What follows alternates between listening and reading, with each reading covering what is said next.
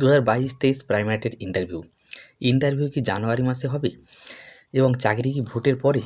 এই দুটো প্রশ্ন প্রধানত ঘোরাঘুরি করছে এবং এ দুটো প্রশ্ন অনেকেই জিজ্ঞাসা করছে যে এই তো ডিসেম্বর মাস তো প্রায় শেষ হতে চললো, ডিসেম্বর মাসের শেষে তো হবে বলেছিল, তাহলে কবে হবে? জানুয়ারিতে কি হবে, শুরু হবে? এবং চাকরি তাহলে কি ভোটের আগে হবে আদৌ না ভোটের পরে হবে? তো এই দুটো বিষয় নিয়ে প্রধানত আজকের ভিডিওতে আমি কথা বলবো। তো যারা ভিডিওটা দেখবেন প্রথম থেকে শেষ পর্যন্ত দেখবেন, যেটা আমি প্রত্যেকটা ভিডিওতে বলি, কারণ না হলে বুঝতে পারবেন না যে আমি কী বলতে চাইলাম। তাই যারা ভিডিওটা দেখবেন প্রথম থেকে শেষ পর্যন্ত দেখবেন, আর না হলে দেখার দরকার নেই, ইউটিউবে আরও অনেক ভিডিও আছে সেগুলো দেখুন।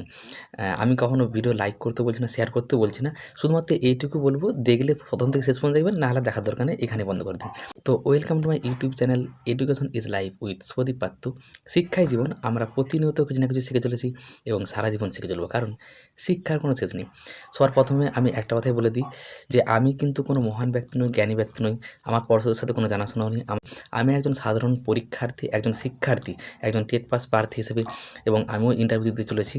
তাই এই ভিডিওতে আমি যা কিছু বলবো শুধুমাত্র আমার ব্যক্তিগত কিছু মতামত দেবো। আমারও একটা প্রশ্ন রয়েছে, আমি ওই প্রশ্নটাই করতে চাইছি যে সত্যি কি তাহলে জানুয়ারিতে শুরু হবে, ডিসেম্বরে কি হবে না? বা ইন্টারভিউ তাহলে যদি জানুয়ারিতে শুরু হয়, কতদিন লাগবে ইন্টারভিউ হতে? চাকরি হতে কতদিন লাগবে? ভোটের আগে কি হবে কি ভোটের পরে হবে? এটা আমারও প্রশ্ন রয়েছে, একজন একজন টেট পাস প্রার্থী হিসেবে আমারও প্রশ্ন রয়েছে। আমিও যেহেতু ইন্টারভিউ দিতে চলেছি, তো আমারও প্রশ্নটা রয়েছে। এবার যারা ভিডিওটা দেখবেন আপনারাও আপনাদের মতামত দেবেন, আমি আমার কিছু মতামত দিচ্ছি। দেখুন, আজকে 21 তারিখ, তাহলে এমন তো নয় যে আজকে নোটিশ দিল রাত্রেবেলায়, কি আগামীকাল দিল তারপর 2 দিন পরেই শুরু হয়ে গেলো, এমন নয়। অন্তত 5-6 দিন একটা টাইম দিবে তো ইন্টারভিউ কল লেটার ডাউনলোড করার জন্য। তারপর ধীরে ধীরে এক একটা জেলা হিসেবে হবে। তো সেক্ষেত্রে এখনও কিন্তু শুরু হওয়া সম্ভব, মানে একদম শেষের যে সপ্তাহটা শুরু হচ্ছে, মানে ডিসেম্বর মাসের সেই শেষের দিকে যদি হয়, হয়তো হতে পারে যদি এই 2-4 দিনের মধ্যে নোটিশ দেয়, মানে কল লেটার ডাউনলোড করার বা ভেরিফিকেশন হওয়ার।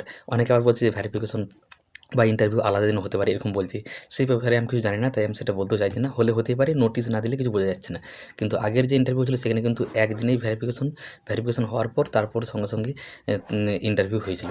ঠিক আছে, এটা আগেকারের যে নিয়োগটা হয়েছিল আগের 2022 সালে, সেটা আমরা সবাই জানি প্রত্যেকেই।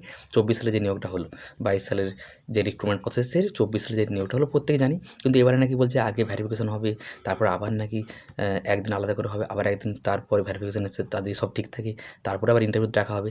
সেটা বিভিন্ন সোশ্যাল মিডিয়ায় আমরা দেখতে পাচ্ছি, সেটা কিন্তু জানি না, আমিও জানি না। এটা নোটিশ দিলেই তবে বুঝতে পারবো কী হবে। আমি শুধু যেটুকু বলবো যে জানুয়ারি মাস কি চলে যাবে ইন্টারভিউ শুরু হতে? দেখুন, আমরা এখনও ধরে রাখবো যে এখন যদি 1-2 দিনের মধ্যে নোটিশ আসে, ডিসেম্বরের কিন্তু শেষের দিকে এখনও শুরু হওয়া সম্ভব। এবার যারা বলছেন বা ভয় দেখাচ্ছেন এক প্রকারে যে জানুয়ারি মাস কিন্তু চলে যাবে, জানুয়ারি মাসের আগে হবেই না, হবে।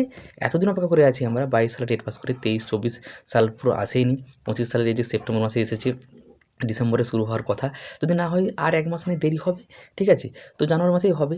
এটা কিন্তু যখন পরিস্থিতি এরকম পর্যায়ে চলে আসে যে হয়তো ডিসেম্বর মাসে হবে না, তখন বলছি যে হ্যাঁ জানুয়ারি মাসেই হবে, তাতে কী হয়েছে?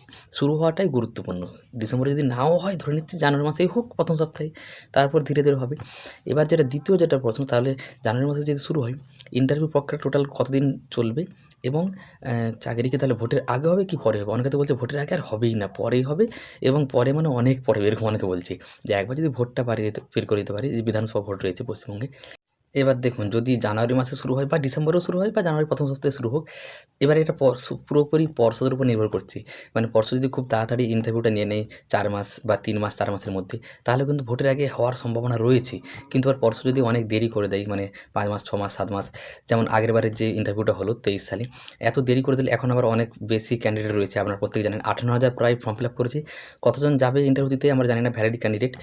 ঠিক আছে, যে 50,000 কি 55,000 যতজনই যাক, ঠিক আছে? তো প্রায় 50,000-এর মতো যেতে পারি, তার কমও হতে পারে, বেশি হতে পারে। তাহলে এতজনের ইন্টারভিউ নিতে কতদিন সময় লাগাবে সেটা পর্ষদের উপর নির্ভর করছে। তো যদি পর্ষদ দিয়ে তাড়াতাড়ি ইন্টারভিউটা নেয়, তাড়াতাড়ি করে, ওনাদের সদিচ্ছা থাকলেই তবেই ভোটের আগে সম্ভব, না হলে হয়তো ভোটের পরে হবে।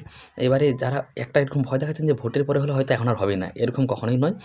ভোটের পরেই কিন্তু 26 সালের মধ্যেই, মানে শেষের দিকেই অবশ্যই নিয়োগ শুরু হয়ে যাবে, নিয়োগ হয়ে যাওয়ার সম্ভাবনা রয়েছে। এটা কিন্তু আমার ব্যক্তিগত মতামত।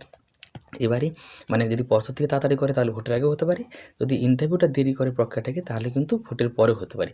এবার যেটা না বললেই নয়, প্রত্যেকটা ভিডিওতে আমি বলি যে প্রত্যেক ক্ষেত্রেই ইন্টারভিউ সে ডিসেম্বরের শেষের দিকে শুরু হোক বা জানুয়ারিতে শুরু হোক, আপনার জেলার কবে হবে, জানুয়ারির প্রথম সপ্তাহে, দ্বিতীয় সপ্তাহে বা ফেব্রুয়ারি মাসে চলবে কিনা, কবে হবে আমরা কিন্তু কেউ জানি না, সেটা নোটিশ দিলেই বুঝতে পারবো। শুধুমাত্র এই মুহূর্তে লোকের কথায় কান না দিয়ে কে কী বললো, হাসলো, ঠাট্টা করলো, ব্যঙ্গ করলো, এগুলোই কোনো কিছু না কান দিয়ে ইন্টারভিউটাকে ফোকাস করতে হবে আমাদেরকে প্রত্যেককেই।